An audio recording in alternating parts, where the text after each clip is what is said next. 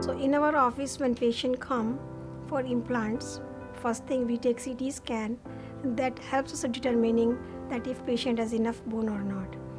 We try to avoid bone grafting in our office by doing immediate implant so patient will never lose the bone.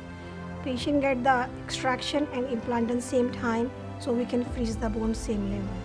But if patient come with a missing tooth and we see they have less bone, we try to do bone graft for them so we can put the implant of good length and good diameter so they are not compromising with the small tiny implants, and that's not good foundation for long term.